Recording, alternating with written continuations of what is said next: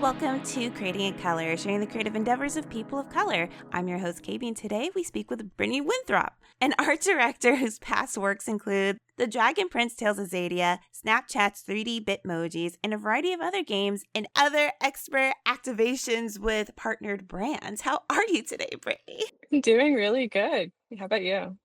I'm doing fantastic. Thank you for asking. So, what is an art director?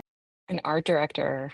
I probably boil it down to someone who establishes the artistic vision of any project, game, animation, or whatever else, and oversees it. Make sure that we orient and reorient if needed to what we want the project to look like.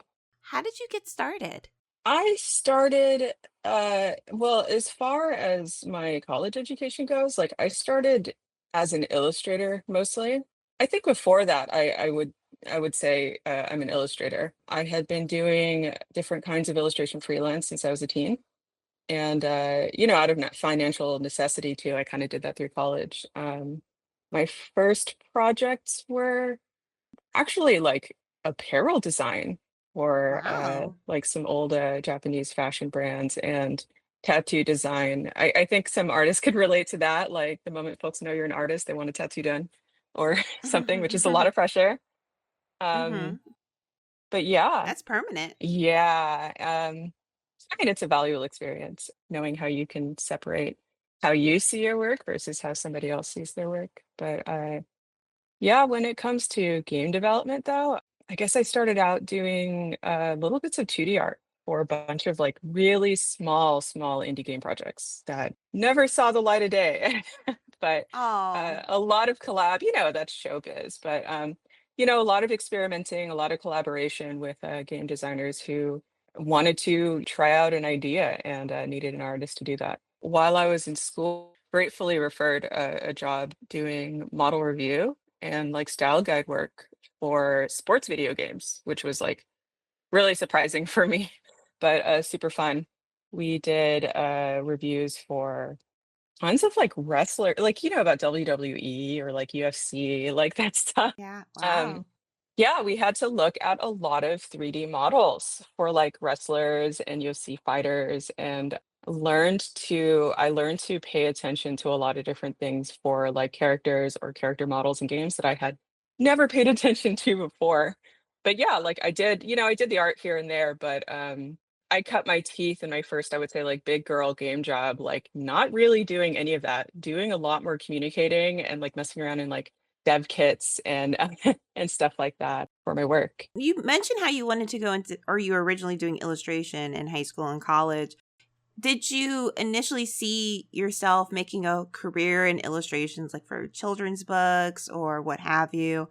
Or when exactly do you feel like there was a pivot where you had an interest in going into video games? Well, I wasn't really specific about what I wanted to do, to be honest. Like I studied illustration in college, mostly because I wanted to be kind of broadly strong and ready Mm. for just whatever it was I wanted to do. Like I had heard about like a concept artist and what a concept artist did from like my cousin who told me about like a cool forum at the time where a lot of folks chat and like skilled up. But even then, like I wasn't super clear about what a concept artist did besides just like making ideas and like putting their the daydreaming that they had done to their favorite music on paper and people paying them for it. Like that was the idea that I had at the time that was like Mhm. super naive.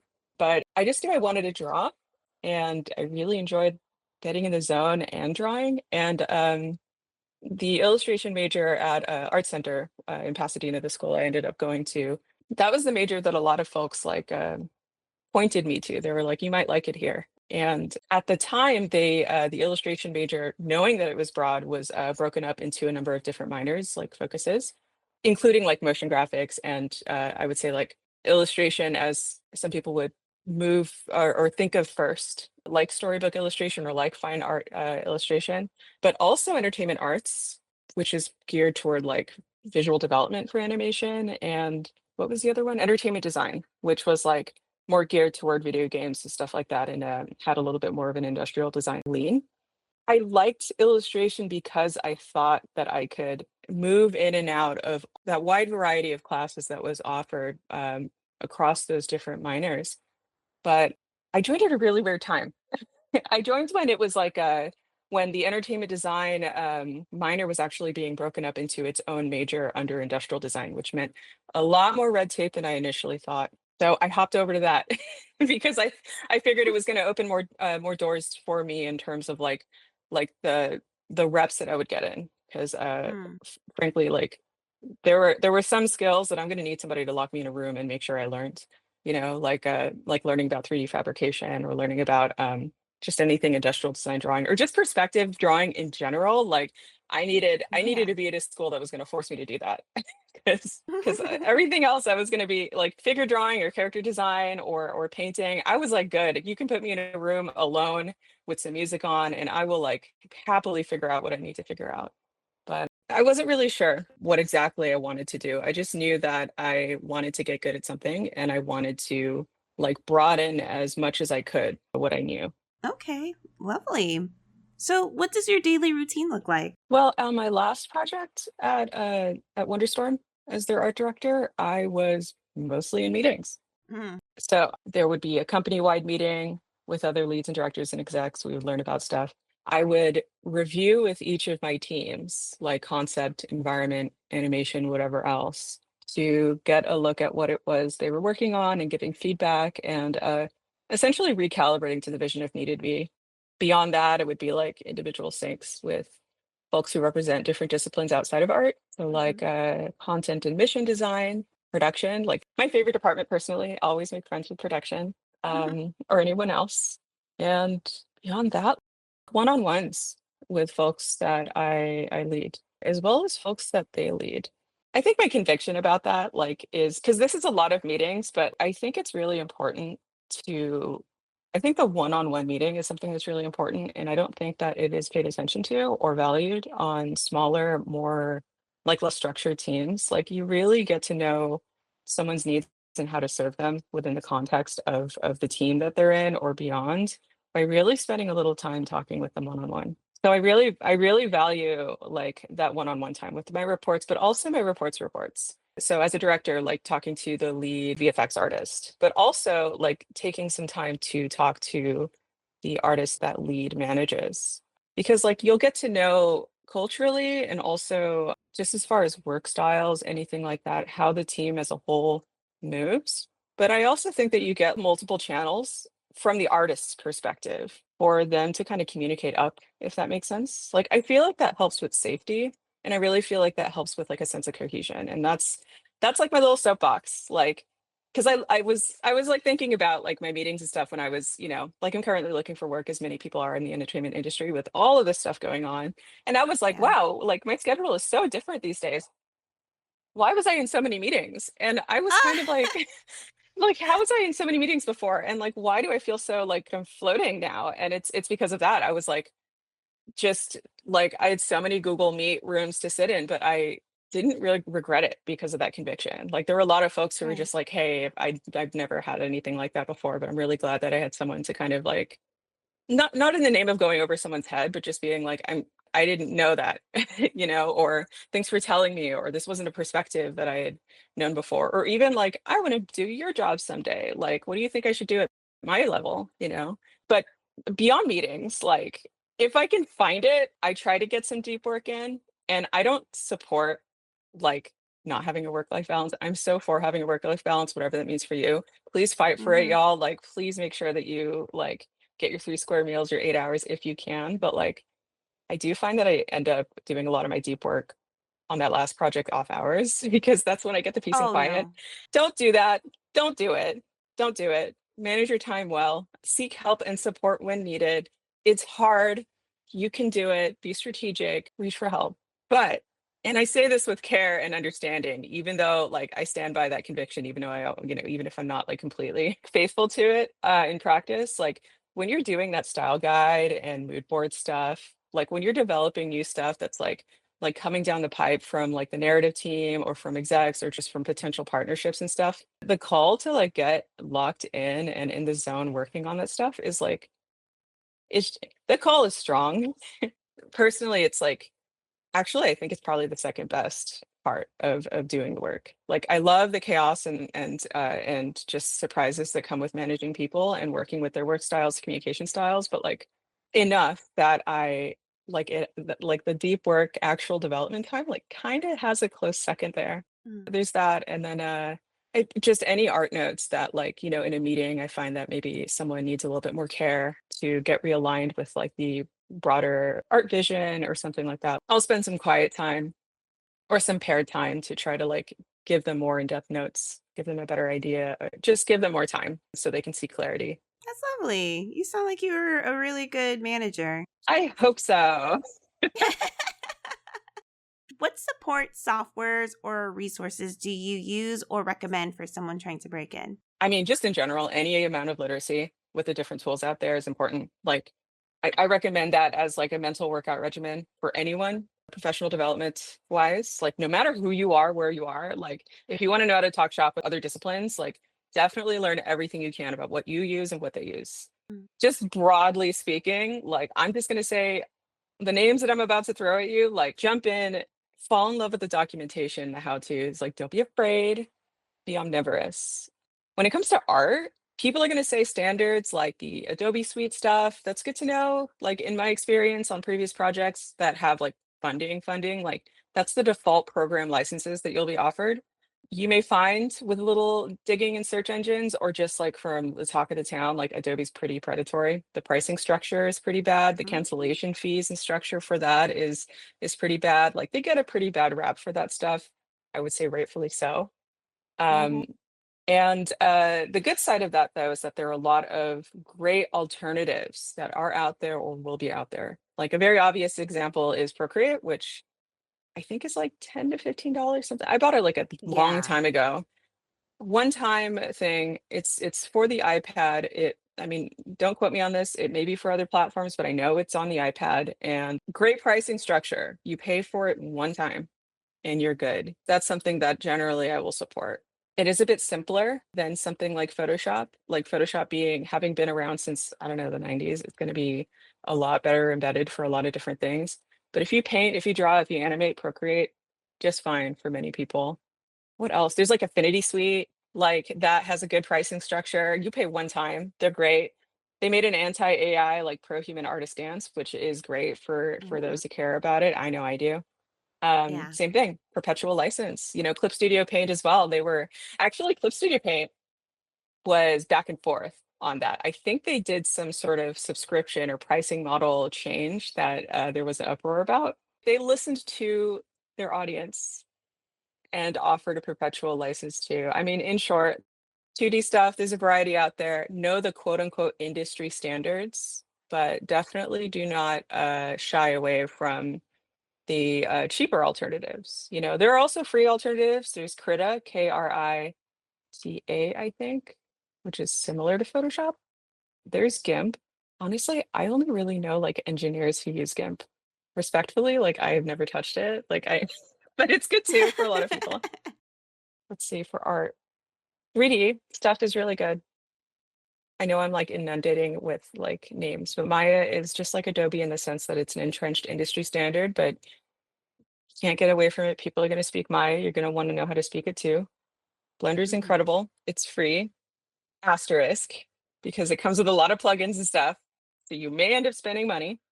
Just even knowing the basics for 3D, I think in general, like anything 3D. Google SketchUp, like literally anything. Like whether for production or not, like I think like for 3D production or not, like I think having any sort of 3D tools in your arsenal as an artist, but also especially as an art director will be really, really great for visualizing what you want to get across. I've had many moments where I'm working with a 3D artist and they're just like, we're not going to use it for our thing because we're professionals, we're going to make our like industry standard assets. But if you give me a block out of what you're looking for just to get the proportions, that would help save time. And knowing my way around something like Blender, some folks that I work with have been really grateful for that. These are like art tools, like art direction. I recommend Miro for anything visualizing mood boards, flow charts, collaborating with other departments, just getting things getting conversations with decision makers or anyone that you're like like jamming with visually represented so it can be more concrete, I definitely recommend things like Miro, Milanote, Milanote, or people like PureF. Do you use PureF? I don't. You don't? I don't like it. It's flexible though. Not my jam, but it's really good. It's free.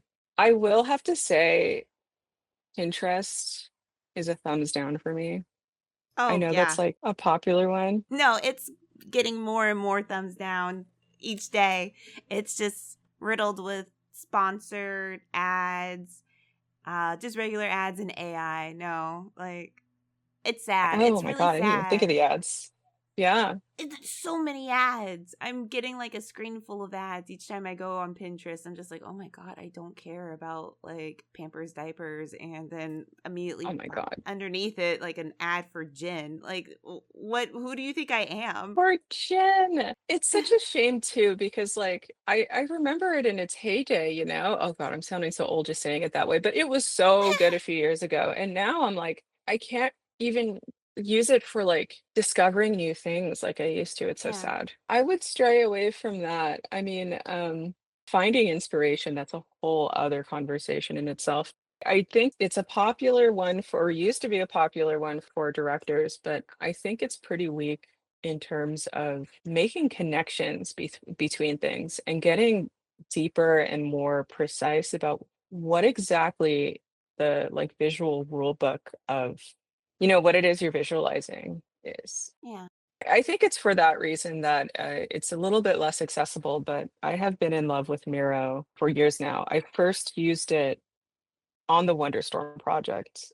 Like I mentioned, it's really great for brainstorming with other folks, which makes it arguably your most important tool. Hmm. See, I started with the art programs because I come from an art background, so that came naturally to me, and my brain just went like, "Ooh." But things like Miro are super important.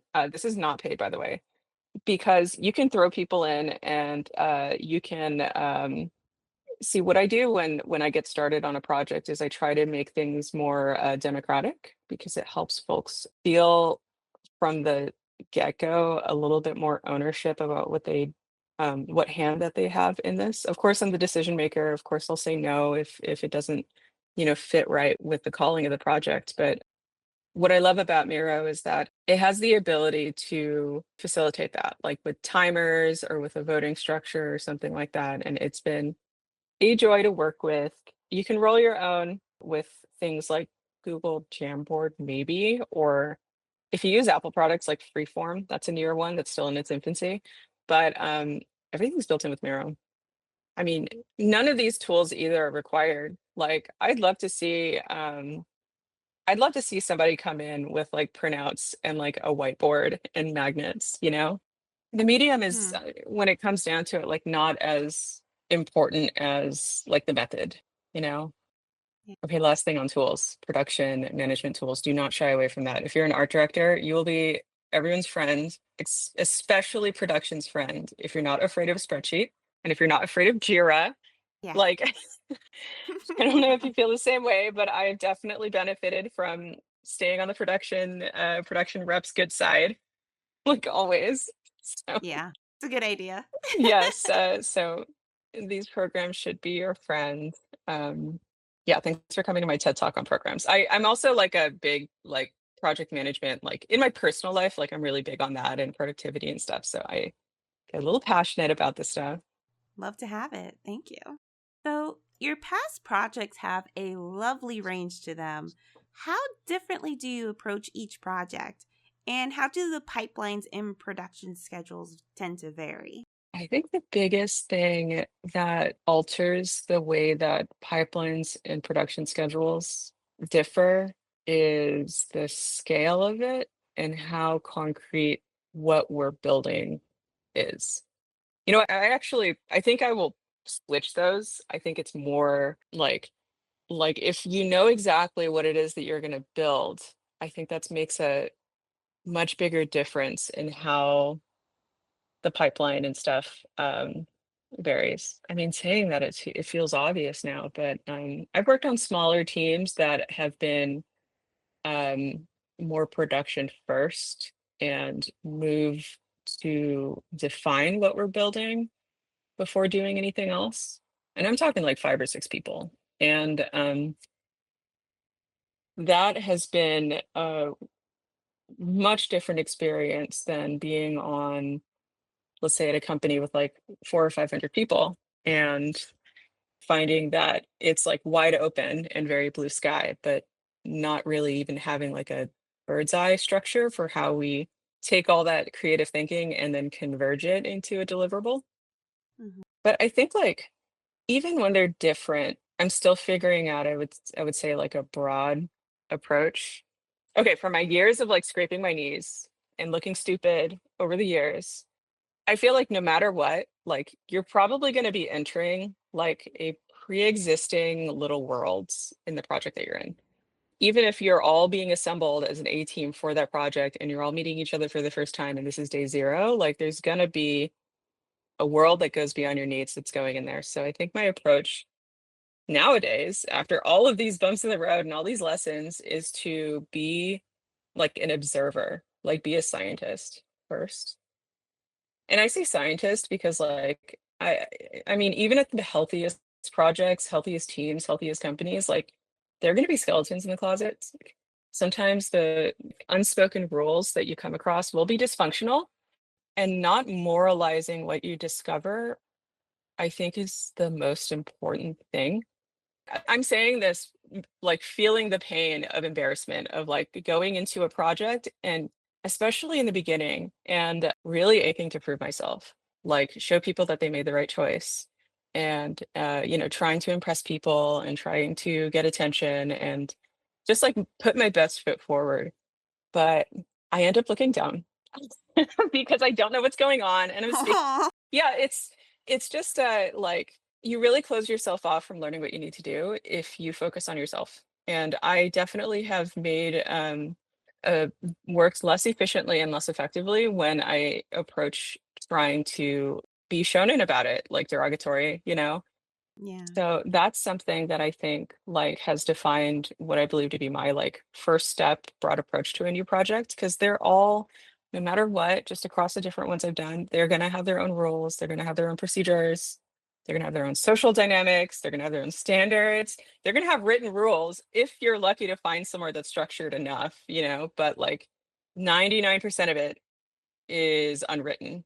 And and I say this with love, like a lot of those unwritten rules are a reflection of the person at the top. Mhm. Yeah. And the better you understand it, and again, like be a scientist, the better you understand it, just like neutrally, just objectively, the better you will do inspecting it and letting yourself model what parts of the culture that you see like resonate with you and your value system instead of just kind of repeating what's good and bad at the company, which, we see in the news all the time. It's just at scale, it can be absolutely disastrous. Mhm. But that definitely varies. I mean, like, okay, that seems a little philosophical, but I guess to move a little bit more practically, like, it's just, there are the people who are supposed to be like the representative of a discipline or like a certain call or whatever. And sometimes, I would say most of the time, the title is misleading. I think on a lot of projects, even if they're more structured or like official and I would say like more established, like everyone has a job description and there's support and there's a people team and there's performance management and all that stuff. Like there are a lot of people who are going to be doing more than what's on their job description. And I think being aware of that, like where the flow of power and decision making may actually look like versus what's on the org chart, I think is super, super, super effective. Like it's part of the things that you have to like I think it's like the rule set no matter what kind of project you're on, like there's going to be a flow and you got to kind of tap into it and know how to move, but you need to tap in as accurately as possible to make sure that you're using your energy well.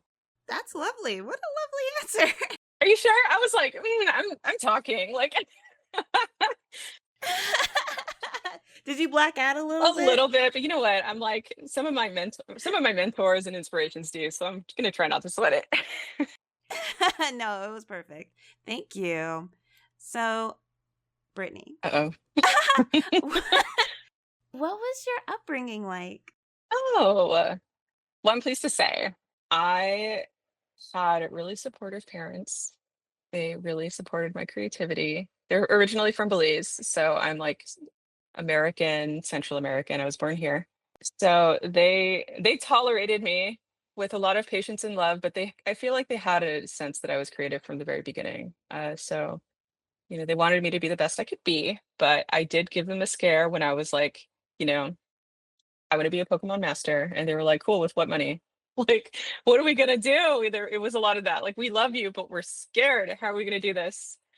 But I would say that my upbringing was really supportive, even when I was super angsty. I feel like a lot of people, like, let me know if this matches your experience, but my art started really happening when I was at my angstiest, like in my preteens and my teens, when I had some feelings, like a little money for Barnes and Noble sketchbook. Yeah. So they were there for me even when I was like that age, which I'm still on an apology tour for being, like being 14. I'm like, sorry to everyone. You know what I mean? Like, it's just, Oh, damn. so I'm super grateful. I'm super grateful for my upbringing.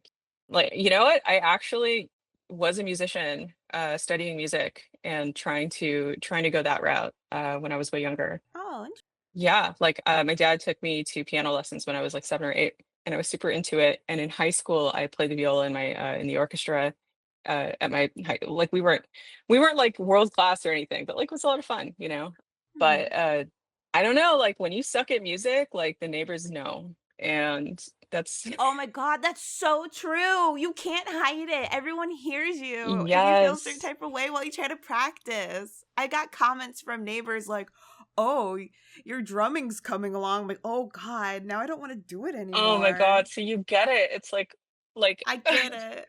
like, what do you mean? Or are you just being supportive? Yeah, I was just like, you know what? I'm not gonna do because if I'm drawing and I suck at drawing, like no one has to hear. Right, yeah. So that pivot was easy.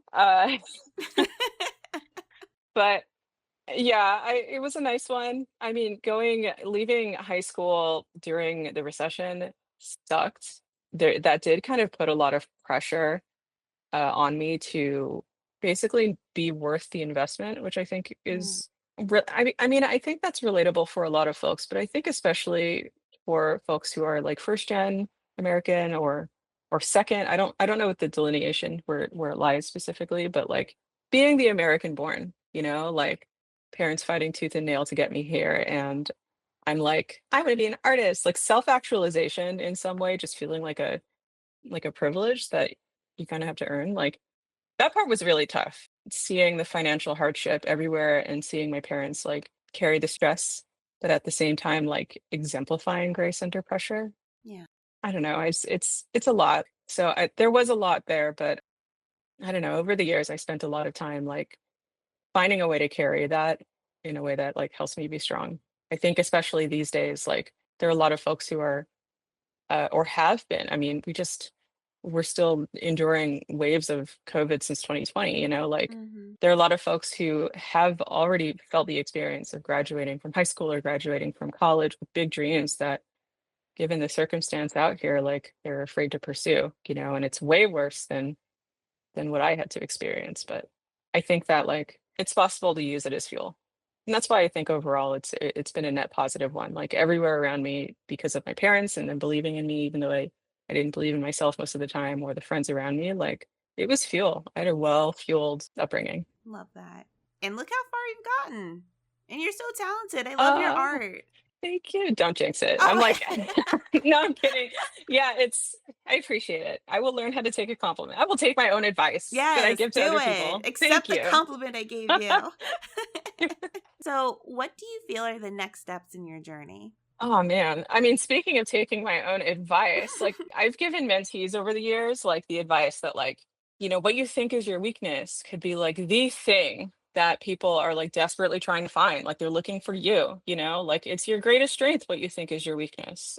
So I feel like my next step is to practice what I preach and like try to own my story with a little bit more confidence. Cause like this industry is chaotic right now. This country is chaotic right now. I mean, at time of our conversation, things are pretty crazy. Yeah.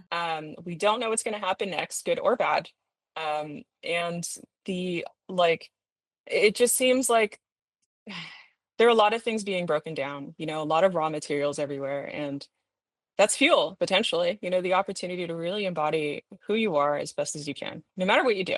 So I think I've always thought it was my weakness to have worked on so many different projects, to not have like a consistent, like narrow road, like pedigree that a lot of the folks that I studied with or hung out with, like watching them grow and see them go from like, like a background layout designer from day one, and now it's day 1 million, and they're superhuman incredible. It's hard not to feel like the variety in my career is actually just like diffusion or just being scattered. Mm-hmm. And so trying to kind of embrace the path that I have had and letting myself have faith in the path that may be ahead of me, like I think that's what's next on my journey, just trying to embrace that. Like, instead of asking myself, like, what do I want to be? Like, I didn't ask myself when I was 17. I was just lost drawing. I was just chilling with people who I thought were awesome and like collaborating with them, Like, instead of asking myself, like, what I want to be in next, like, I'm gonna just let myself be more deliberate in that practice of like, well, what am I curious about? What can grow my capacity in the future? Which we have no idea what's coming next. Like, what would make me more able tomorrow, whatever tomorrow brings? What of what I think is my weakness can I lean on as if it were strength? Like, Yeah. like right now, that looks like helping things run better at Black and Animated. Mm-hmm. Like, that's fun and fascinating to me because I get to support like a small team of volunteers, like punch way above their own weight, and like learning how to enable that and transferring my like art direction management skills to that. But like, going back to my roots and like working on a bunch of indie projects and not caring if they like become game of the year or whatever, just being in it because I love the weirdos that I work with, you know? Or freelancing and just like talking to people who are so different from me but who want like an artist's eye on what they're doing, like just really focusing on the work and focusing on what's fun about it. So like what the next step is, I literally have no idea, but I'm just gonna like do my reps, and just make sure I'm strong enough to meet the opportunity when it comes, and just having faith. 90% of the time I am terrified. um Mm-hmm. Mm-hmm. So, in that process, I hope that means that I don't feel hypocritical when I tell folks to trust their process and, trust in the heart of their cards. Right, of course. Okay. Now is the time for rapid questions, where I'll ask you a series of questions and you just answer them as quickly as possible. Are you ready? Yeah, I'm ready. All right. What was your last Halloween costume? Oh, I was a bag of Cheetos. What? A bag of hot Cheetos. I was hot Cheetos to be specific. Yeah. Oh, Yeah. It's my favorite non-food food product. okay. I see, I see. Big dogs or small dogs? Ugh, big dogs. I had a Saint Bernard for like 10 Oh, years. So oh. I love big dogs now. How many cups of coffee do you drink per day? You know what? Two. I have just two. That's not bad. It could be better, but I'll let myself have it. There you go. Who inspires you? Oh, that's a good question. Wait, rapid fire. Yeah. Elle Woods from Legally Blonde. Oh, yes, good answer. It's up there. It's up there. I love her. Yeah, absolutely amazing. Oh my God. Are dogs people? Oh yeah. I mean, they're dumb people, but they're people. Did you ever believe in Santa Claus? Yeah, I did. Oh. Yeah.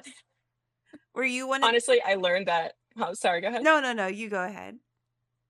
I was just gonna say it actually made things better for me to learn that Santa Claus was actually my parents.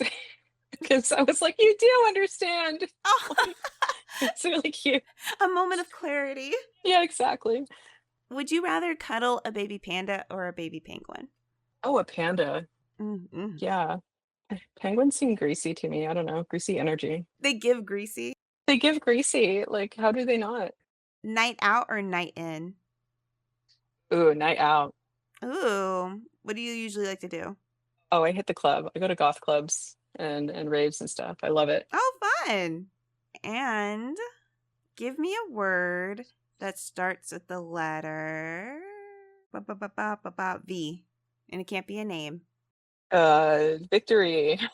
Give me one more. Give me one more. Give me one more. Vengeance. Oh my God. I know. I don't know. The combo. Victory and I vengeance. know. It's such drama. Okay. Thank you so much, Brittany, for speaking with us today. It's been a pleasure. Do you have any social media you would like to share with us? Yeah. So I try to keep my usernames consistent. So you can find me at ALABAPSI, alabapsy.com. That would be the hub that would link to everything else. But I've got the same name on Insta and Blue Sky now. So you can catch me there. Lovely. Thank you. And thank you, the listener, for tuning in. If you're interested in supporting Creating in Color, please follow us on Instagram and YouTube and tell your friends and family about us. If you're interested in following me, you can find me on Instagram and YouTube as well at Maybe It's Kaybe. Thanks to Namikaze for creating the ending theme. You can find more of his music on his SoundCloud at soundcloud.com/Namikaze. That's NAMIKAZE. If you are interested in supporting Creating in Color financially, consider a one-time or monthly donation through our PayPal or Ko-Fi account, ko-fi.com/creating in color. Links available via our link tree. Before we wrap up, do you have any departing words of wisdom for everyone listening? Ooh, I wasn't prepared for this. Feel the fear, and do it anyway. That's it. Nice. Lovely. Thanks so much. This has been Creating in Color. Keep striving, keep trying, keep creating. Bye.